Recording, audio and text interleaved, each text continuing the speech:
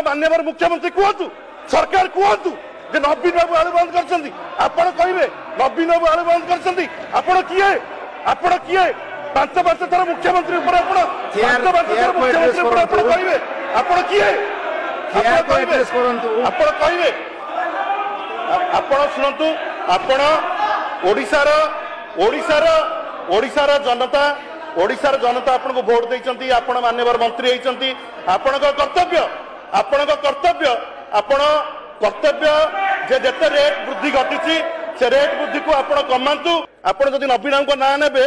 100 थर चिंता करके नेबे 51 जन एठी बसछु नवीन को ना नेबे नहीं भूल कथा कहबे नहीं वेस्ट बेंगल कहीं 4.2% हम मुद्रास्फीति आमर कहीं 8% हम मंत्री कहले आम मागी खिया नुह किए कौन कि मागी खिया आम कौन मागणार वेस्ट बेंगल आणुलु डायबिटीज हम नहीं यूपी आलू आप कौ लाबोरेटरी किए आपको रिपोर्ट देला 74% लोक पैसा को लेकिन चिंतित अच्छा लोकों पाखे पैसा नहीं लोक दरदाम हु हु बढ़ी चलती आपड़ कहे यहाँ तथ्य उपर आधारित नुह यहाँ मिछ कथा मार्केट रे जो रेट अच्छी लोक जो रेट किणुंट आप अधा रेट कहे कहे मुझे 30 टकर आलू किणुची लोक 50-60 टकर आलू किणुंट गोटे भी कलेक्टर कहीं रिव्यू करना आप भूल तथ्य गृह को देकी विभ्रांति ट्रेन रे आलू आसुची कहले एटा ओडिशा सारा घरे घरे छुआ भी जानले जे मंत्री कहते ट्रेन रे आलू आसीबो जे 300 ट्रक आलू आसुची आपण जानती प्रत्येक दिन ओडिशा को 300 ट्रक दरकार आप 300 ट्रक कोई खसी बसुँच व्यवसायी मैंने कहले घर पानी बुड़ी आठी है मंत्री गछरू तोड़ी कथा कर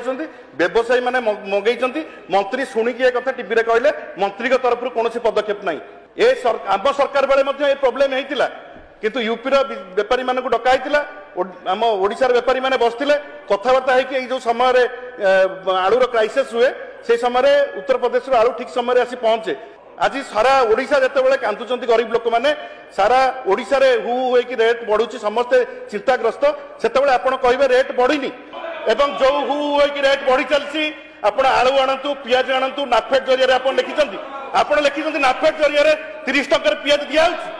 भुवनेश्वर कटक रे सारा ओडिशा रे कोरापुट रे नाफेड जरिया 30 टकर पियाज दिया माननीय मंत्री उत्तर रखिचंती नाफेड जरिया पियाज दिया नाफेड जरिया